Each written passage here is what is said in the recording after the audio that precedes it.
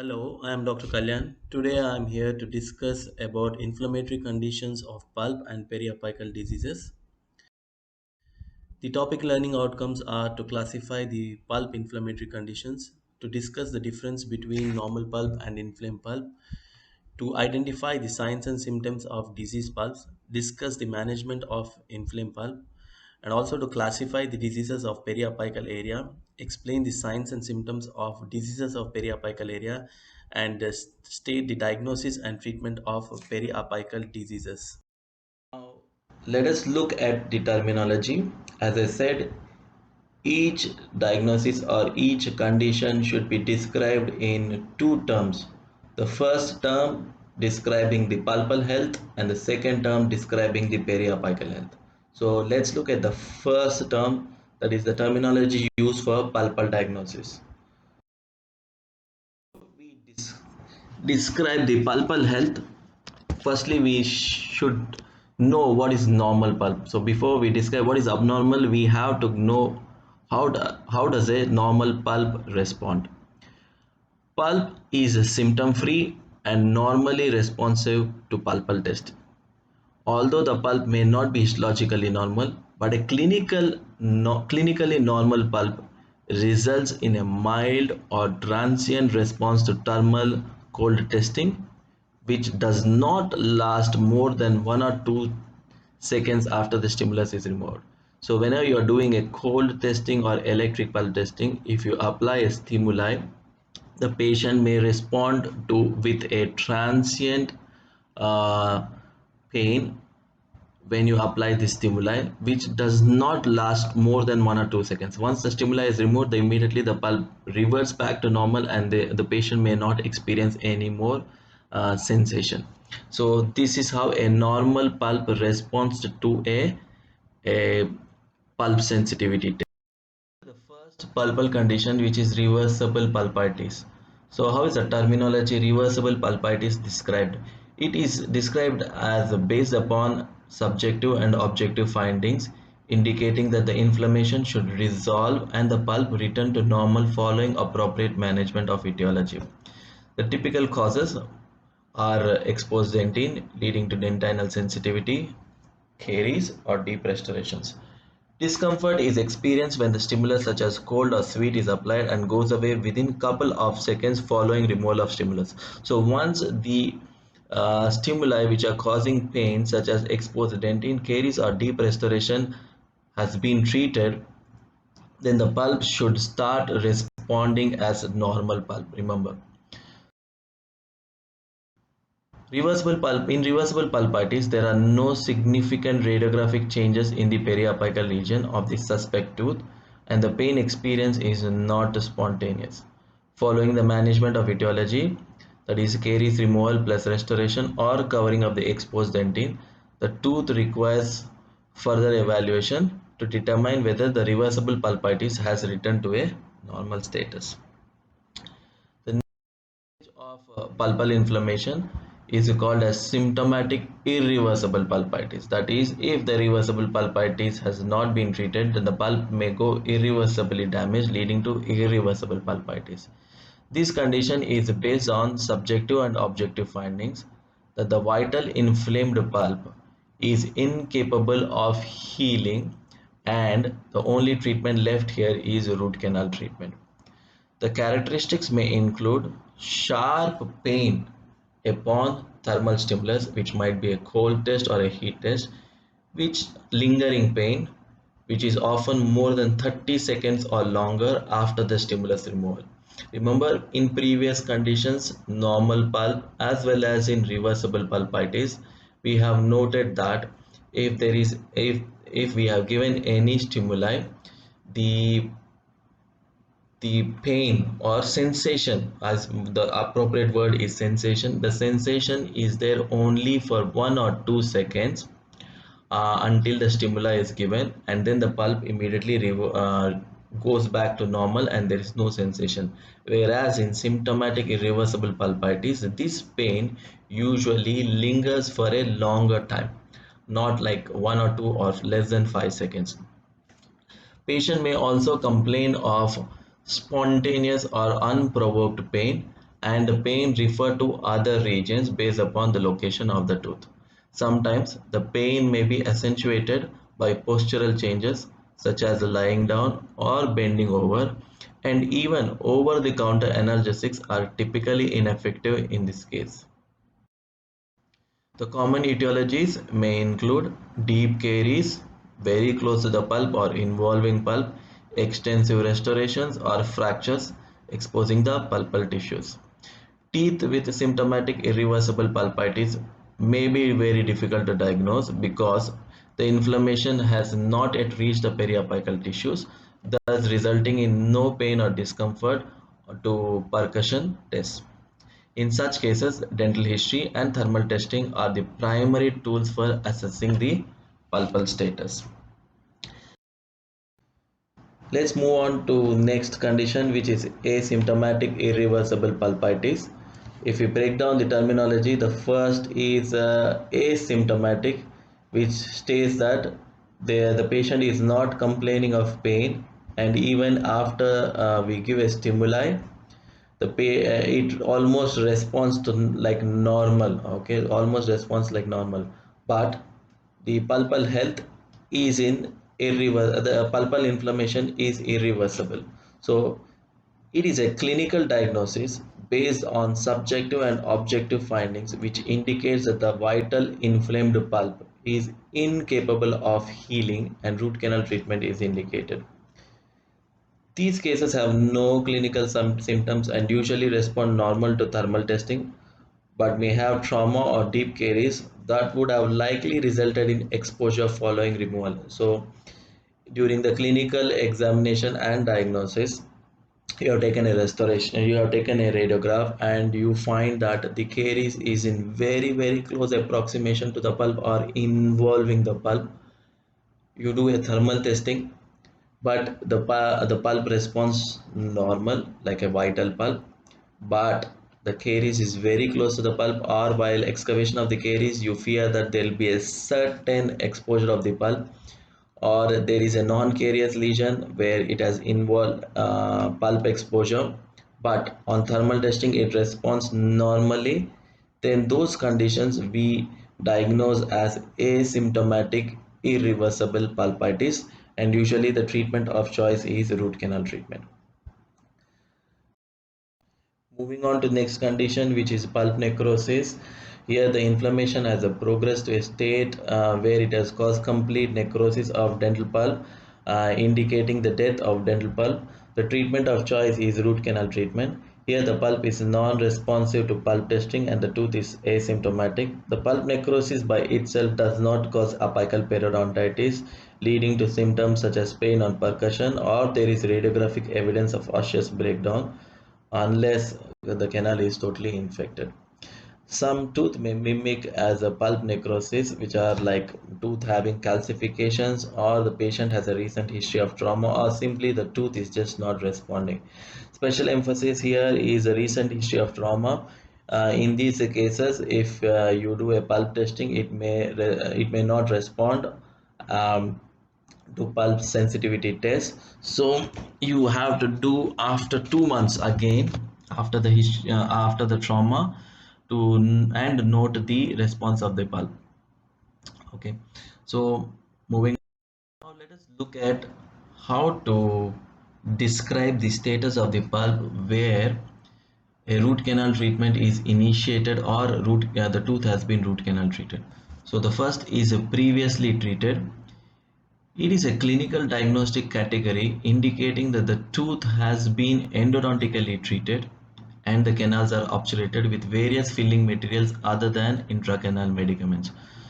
So, if a tooth has been root canal treated and obturation has been done and a filling material is not an intracanal medicament, then the pulp is described as previously treated. The tooth typically does not respond to thermal or electric pulp testing. If a root canal treatment or any endodontic treatment has been initiated and done like partially endodontic therapy such as pulpotomy and pulpectomy, and the filling material is not gutta percha or totally not obturated, and the term used here is previously initiated therapy. So there are two words which are described, two words are used to describe the status of the pulp. If it is completely treated, it is called as previously treated. If it is incomplete or partial therapy has been done, like pulpotomy and pulpectomy, the word used is previously initiated therapy. So these are the various terms which are used to describe the status of the pulp. So the first is normal pulp, the second is reversible pulpitis, the third, if the inflammation progresses to a stage where it cannot be reversed, it is called as irreversible pulpitis. In irreversible pulpitis, we have two terms, which is symptomatic irreversible pulpitis and asymptomatic irreversible pulpitis, followed by if the inflammation has led to necrosis or death of the pulp, if the pulp is described as pulp necrosis. Okay, later on to the terms utilize and the terms used to describe the status of the pulp where endodontic treatment has been done, it is called as a previously treated. If the endodontic treatment is usually partial therapies such as pulpotomy and pulpectomy, which has not resulted in complete filling of the root canals, it is being described as previously initiated therapy. Okay. Now let's look at various terms used for periapical diagnosis. So as I said, each tooth should be described in two words for endodontic diagnosis. One is to describe the pulpal health, and the second word to describe the periapical health. So now let's look at the terminology used to describe the periapical health. Okay. First, how to describe a normal apical tissues. A normal apical tissues are not sensitive to percussion and palpation testing, and radiographically, the lamina dura surrounding the root is totally intact and the periodontal ligament space is uniform here. As with pulpal testing, comparative testing for percussion and palpation should always begin with normal tooth as a baseline for the patient. Whereas in symptomatic apical periodontitis, here it represents inflammation, usually of the apical periodontium, producing clinical symptoms involving painful response to biting and or percussion or palpation. This may or may not be accompanied by radiographic findings, that is, depending upon the stage of the disease, there may be normal width of the periodontal ligament or maybe a periapical radiolucency. Patient usually complains of severe pain to percussion and or palpation, which is highly indicative of degenerative pulp, and the treatment of choice is usually root canal treatment. Term which is asymptomatic apical periodontitis. Again, if you look at the term, it is asymptomatic, that means there is no pain. It is an inflammation and destruction of the apical periodontium, that is of pulpal origin. It appears as apical radiolucency and does not present clinical symptoms such as pain on percussion or palpation. So how do we diagnose? When you take a radiograph, if you find that there is a destruction of the apical anatomy, that is and the lamina dura is not intact or the periodontal ligament space appears widened, then the diagnosis we give as asymptomatic apical periodontitis, and percussion and palpation tests might give normal response in this condition. In chronic apical abscess is described as an inflammatory reaction to pulpal infection and necrosis characterized by a gradual onset. There might be little or no discomfort, and an intermittent discharge of pus through an associated sinus tract is noted. Radiographically, there are typical signs of osseous destruction such as radiolucency around the periapical area. If there is a sinus tract and there is discharge of pus through the sinus tract, to identify the source of draining sinus tract, what you can do and insert a or thread a Gatapacha cone. Usually the size of the Gatapacha cone preferred is 20 or 25. 25 size is the most preferred Gatapacha cone. This Gatapacha cone is carefully threaded through the sinus tract through the stroma or opening until it stops, and a radiograph is taken to note from which tooth the pus discharge is happening. The treatment of choice for chronic periapical root canal treatment. The next condition is acute apical abscess. Unlike chronic apical abscess, here the inflammatory reaction to the pulpal, this is again an inflammatory reaction to pulpal infection similar, but the pain is very rapid in onset, pain is spontaneous, there is extreme tenderness of the tooth to pressure, formation of pus, that is swelling is noted.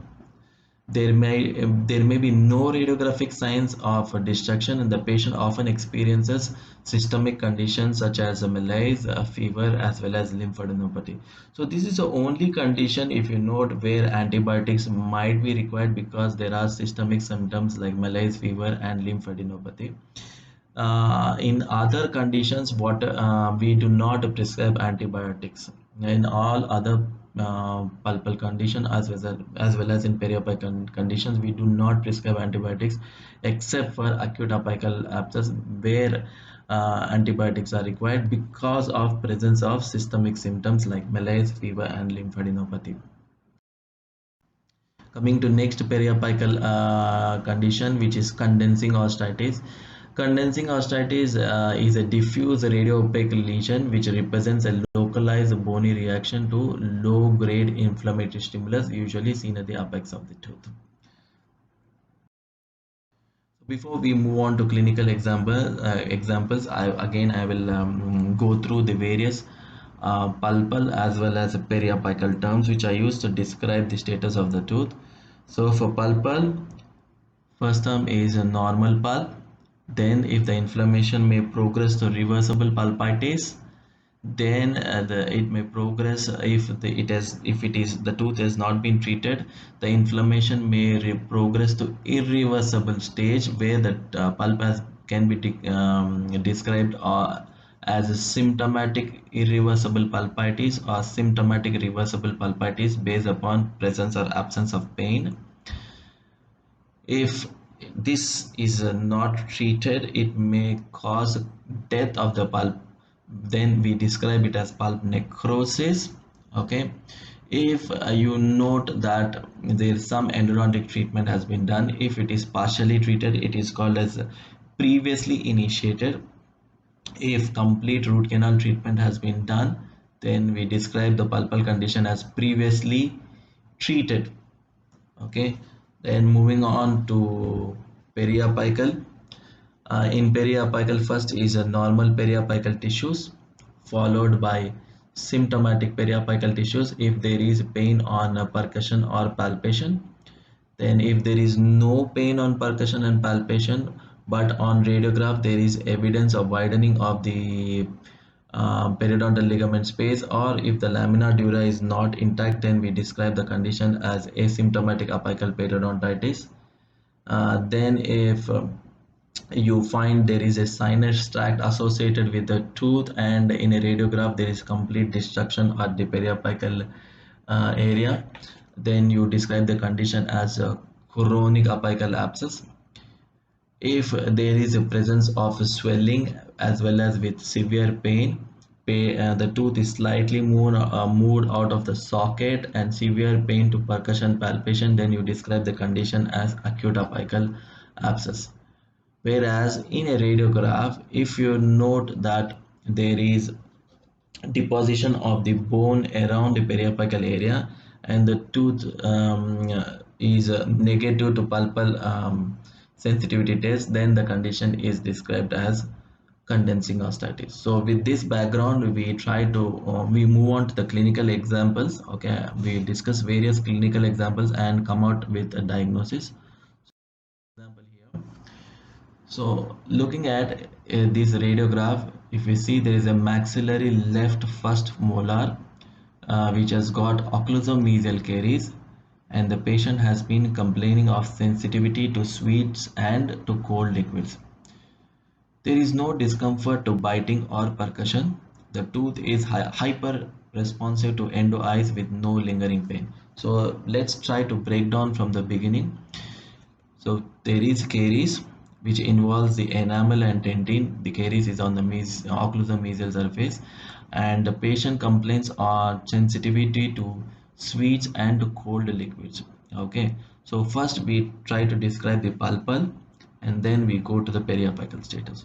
So um, sensitivity to cold as well as sweets, and the tooth is hyper responsive to endo eyes with no lingering pain.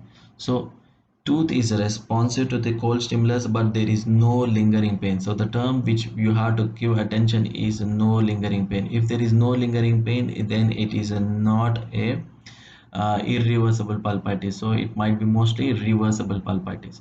So the term here, if you give importance to this statement which describes no discomfort to biting or percussion, then the it might be normal apical tissues. Even in the radiograph there is no widening of the periodontal ligament space and there is no destruction of the apical bone here.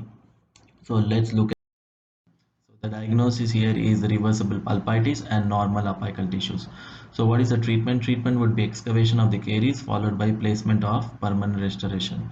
But while doing the caries removal, if the pulp gets exposed, the treatment would be non-surgical endodontic treatment followed by permanent restoration such as crown. So moving on to the next example. Okay, if you look in at here, there is an IOPA. IOPA of a premolar, first molar and second molar. So let's look at the mandibular right first molar. The tooth here is hyper responsive to cold and sweets over the past few months, but the symptoms have now subsided. Now there is no response to thermal testing. So if there is no response to thermal testing, whereas previously it was hyper responsive, there is no tenderness to biting and pain to percussion. Radiographically, there is a diffuse radio opacities. So diffuse radio opacities around the roots, around the root apices. Okay. So let's look at the answer. The answer here is pulp necrosis, because previously there was pain without any treatment. Now it is totally become non-responsive to thermal testing or electric pulp test. So the condition is described as pulp necrosis. Tooth is a tender to percussion, so it is symptomatic apical periodontitis, and there is evidence of bone formation around the apical area, so it is a condensing osteitis. Treatment would be non-surgical endodontic treatment followed by build-up and crown. Over the time, once the treatment has been done, the condensing osteitis should regress partially or totally. Third example, IOPA of the maxillary area. So here you can see a premolar, molar as well as first molar as well as second molar. So we are looking at the second molar. So following the placement of full gold crown on maxillary right second molar, the patient complains of sensitivity to both hot and cold liquids. Now the discomfort is spontaneous. So if I look at the statement, initially there was sensitivity to hot and cold liquids, but now the discomfort is spontaneous. If the discomfort becomes spontaneous, usually it is irreversible pulpitis. So upon application of endo eyes on this tooth, the patient experiences pain, and upon removal of stimulus, the discomfort lingers for 12 seconds. Remember, in normal pulp as well as in reversible pulpitis, once the stimuli has been removed, there will be no pain. But if the pain lingers, then the condition is irreversible pulpitis. Response to both percussion and palpation are normal. Radiographically, there was no evidence of osseous tissue. So there is radiographically no evidence of osseous tissue breakdown, and the periodontal ligament space here looks normal. There is no break in lamina dura, so we can describe it as a normal apical tissue. So let's here, as I said, diagnosis symptomatic irreversible pulpitis, because even after the removal of the stimuli, the pain lingers, and the periapical status is of normal apical tissue. The treatment here is non-surgical endodontic treatment followed by repair of the permanent restoration. Next example, here is a mandibular right lateral incisor which has an apical radiolucency that was discovered during routine examination. There was a history of trauma more than 10 years ago and the tooth was slightly discolored. The tooth did not respond to endo eyes. Okay, the tooth may not respond to endo eyes means the tooth is necrosed. But remember, the duration of trauma is the most important. If it was a recent trauma and you do a pulp sensitivity test, it may give a negative response, as I said. So you have to wait till 2 months before you come to the conclusion that it is necrosed, at least 8 weeks. Okay, so but here the duration of the trauma was 10 years ago and there is no response to the pulse sensitivity test, so we can diagnose it as pulp necrosis. Okay, tooth was not tender to percussion or palpation, but if you look at the radiograph, there is a definite radiolucency here with destruction of osseous destruction, evidence of osseous destruction. So the pulpal would be of pulp necrosis because no response to pulse sensitivity test, whereas a periapical term is asymptomatic apical periodontitis. Okay, the treatment of choice here is non-surgical endodontic treatment followed by bleaching because the tooth is discolored and a permanent restoration. Coming to next clinical example, if we look here to mandibular left first molar, which demonstrates a relatively large apical radiolucency, which includes the mesial and distal roots along with the furcation involvement. Okay, periodontal probing depths were all within normal limits. The tooth did not respond to cold testing and both percussion and palpation tests elicited normal response. There was a draining sinus tract. Okay, so whenever there is a draining sinus tract, what you do is they take a gatapacha stake, gatapacha cone, which is usually of 25 size, and slowly thread into the opening until it completely goes and stops. Okay, and expose a radiograph. So here if you see the gatapacha cone which has been inserted is going towards the um, distal root. Okay, distal root of the molar. Okay, so and there is also in the radiograph there is evidence of recurrent caries around the distal margin of the crown. So coming to the diagnosis, since there was no response to sensitivity test, we diagnose it as pulp necrosis. As there is a draining sinus, remember, if there is a draining sinus you would diagnose it as chronic apical abscess. Okay, if there was no draining sinus, then I would have diagnosed it as asymptomatic apical periodontitis, but if there is a draining sinus, then the diagnosis is usually chronic apical abscess. The treatment of choice: first remove the crown because there is a current caries around the margins of the crown, so which has to be restored and a new crown has to be done. Okay, non-surgical endodontic treatment has to be done because the tooth is necrosed, and then followed by placement of a new crown. So the next example, okay, I don't have a radiograph here, but I'll just read out the um, case description. Maxillary left first molar, which was endodontically treated. Remember, it has been endodontically treated more than 10 years ago. Okay, so the pulpal condition would be of previously initiated or previously treated. Let's look at the complete description. Patient now is complaining of pain on biting over the past 3 months. So there is pain on biting. So there is inflammation at the periapical area, which this statement says that there appears to be apical radiolucencies around all the three roads. Okay, inflammation is there, pain on biting is there, and there is evidence of apical radiolucencies. The tooth was tender to both percussion as well as to tooth slot. So now let's look at the answer based upon this.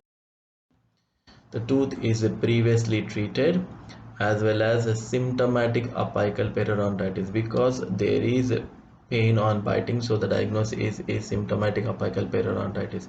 If there was a description as there is no pain on biting, then we describe the periapical condition as asymptomatic apical periodontitis. The treatment here would be non-surgical endodontic treatment followed by permanent restoration of the access cavity.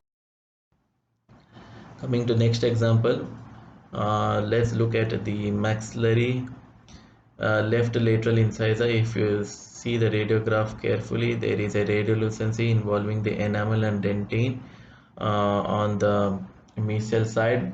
The radiolucency here is very close to the pulp, okay, whereas in the apical region there is a diffuse radiolucency around the periapical area. There is no history of pain as well as tooth is asymptomatic. There is no response to endo eyes. If you look at these statements, we can come to a conclusion that there is no response to electric pulp test as well as there is no pain to the tooth. So the pulpal condition might be mostly pulp necrosis. Okay, pulp necrosis. There is no tenderness of percussion and palpation. Okay. So based upon the history, the pulpal condition can be described as pulp necrosis because there is no history of pain as well as the pulp sensitivity test. There is no pain, and the periapical condition can be described as asymptomatic apical periodontitis because there is no pain on biting as well as percussion test. There is no pain, but there is evidence of apical radiolucency. The treatment here is non-surgical endodontic treatment followed by placement of permanent restoration. So if you look at all these clinical examples, we have used two terms to describe the condition. One is the term to describe the pulpal health and the term to describe the periapical health. Okay, so this is about the diagnosis in endodontics. If you have any doubts regarding this one, please reach out to me using your discussion on ePortal or can meet personally. Thank you very much.